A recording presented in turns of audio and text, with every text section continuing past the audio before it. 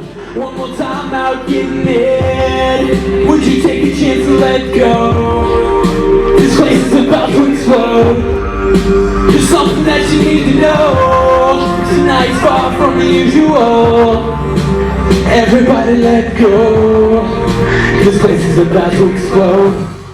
Hello and welcome to the Chris Burkmenn Experience. I'm so excited. I'm here at Rocketown in Nashville, Tennessee with Lancifer. How are you today? I'm doing great, man. Good. I'm so glad that you're Good to here. see you. You're not in Nashville very much. This is my first time back in really in 2.5 years. Yep. I'm amazed that you haven't been in Music City. Great to be back. Now, speaking of Music City, when you're here in this town, what do you do? What is the one thing when you're here you have to go and do? Wow. Well, besides seeing old friends, there's this thing called the fence. The fence. That I discovered when I first moved here back in the day. And it's basically a wire fence, horizontally, and there's a 7-story pit below it, down below into some parking garages. And it's crazy, it's hidden, you wouldn't see it if you were just walking by, but I saw it one day when I was messing around and I was like, oh my gosh, this thing is sweet. Can't tell you where it is, it's secret. I was just going to ask if you could tell us where it was. I'm sorry, it's top secret. The fence. I don't think I'd ever do that. It's pretty fun. Well, now, you're a daredevil. You do a lot of things that kind of push the boundaries. You last night did a flip on stage. Yep. So you're not really afraid of very much, are you?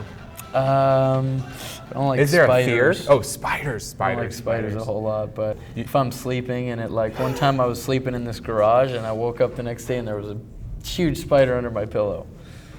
And you killed it? It was already dead. Oh, okay. All right. But it was scary. That is fun.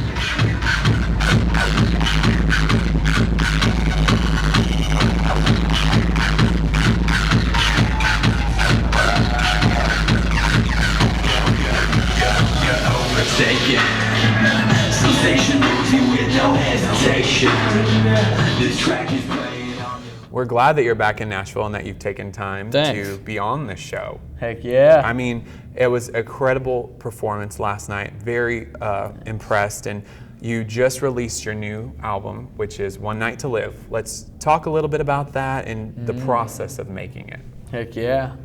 Well, One Night to Live just came out a couple weeks ago. It's got 17 songs on it, and basically it ranges all the way from super crunk hip hop to EDM dance pop to some piano ballads and worship songs. It's a lot of fun to work on, and worked with Capital Kings in Tennessee, and then some other producers and studios in Los Angeles. But then also I got to produce and mix a lot of it myself, which was fun. And writing the songs and all that, it was cool. It was a lot of it's about just good feely, party songs, but then also personal experiences, love songs, and then even I wrote a song while I was on tour in Amsterdam. Yes. Snuck up onto a rooftop and wrote a crunk song about that, and it was a lot of fun. Why not win in Rome or Yeah. win in That's Amsterdam? right. Yeah. I said win in Rome the other day when I was walking into a Dunkin' Donuts. I was like, should I get 3 donuts or 2? And I was like, win in Rome. Does that still count? Running up the staircases of hotels in overseas countries. I can't tell if I'm dreaming or if this is real. We go nuts till the sky goes teal. And the people all yell, I'm doing my thing and I'm doing it well. Pop up your lungs, no we ain't done. And so let's just talk a little bit about your history and what shaped you as an artist. Cool. Talk a little bit about where you came from. Where I came from? Well, I came from Wyoming, a small town in Wyoming, like a cowboy town, which was interesting because you had to be really creative to have fun. And I started off playing drums and keyboards for some screamo bands up there, which was cool. But after my junior year in high school, I knew that I kind of had to go out into the world. So I got a one-way ticket to Nashville. And that's where I started playing with some bands and learning more about the music industry and songwriting out here. Played for a couple bands, Mike's Pawn Shop and Hey Hi Hello, pop rock from here, and then went solo a couple years ago.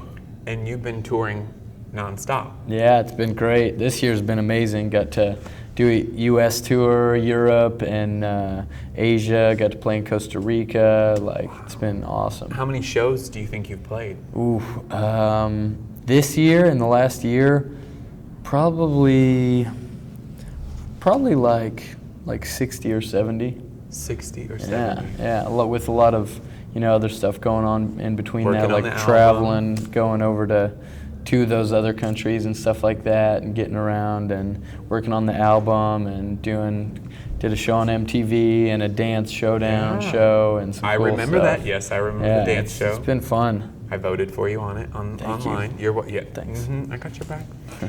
And well, you're definitely making impact. I mean, doing 60 to 70 shows in 1 year is quite a feat that not every artist can do. Yeah, so, it was awesome, especially because it was so spread out across the world. It was awesome. That's definitely the life of a rock star. So I would like to talk about the writing process because they're all unique songs. So when you sit down and write, what does that look like? I mean, do you have a team around you, or I'm going to just sit down and write a song? It's kind of always different. I mean, when I was first working on my first EP, the It's Chill EP, I was out here in Nashville with my buddies, Cole and John from Capital Kings, and Great one of guys. the songs is Top of the World, and it's it's about one time I went into the studio and I was like broke, and they're like, "How do you eat?" And I'm like, "Well, somebody's always having a pizza party." So we wrote the line "Pizza Party on the Rooftop," and then another song off that EP, "We Bring the Party,"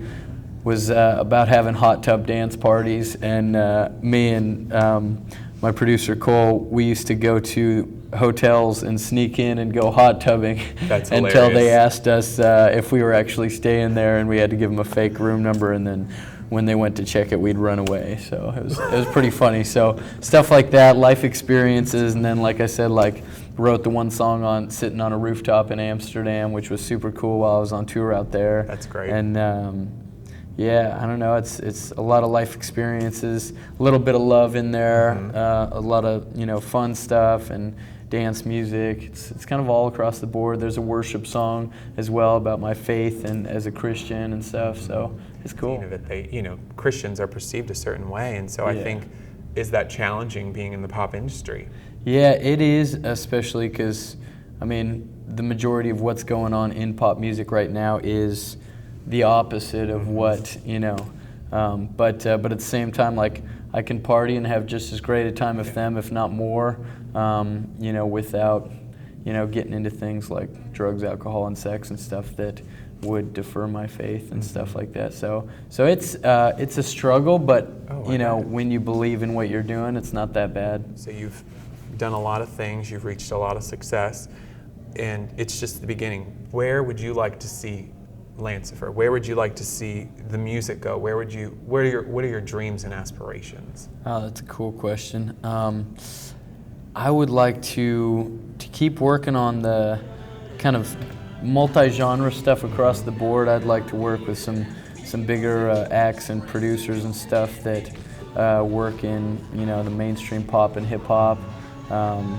Dr. Luke, who produces Katy Perry and Kesha, I would love to work with somebody like Elton John or Paul McCartney on some kind of more authentic, organic, maybe piano rock song as well and stuff like that. And thank you so much for watching the Chris Burkmenn Experience today. I hope you'll follow Lancifer on all social media, Twitter, Facebook, YouTube, anything. So thank you for watching today, and until our next experience, I'm Chris Burkmenn. It's more than okay, not till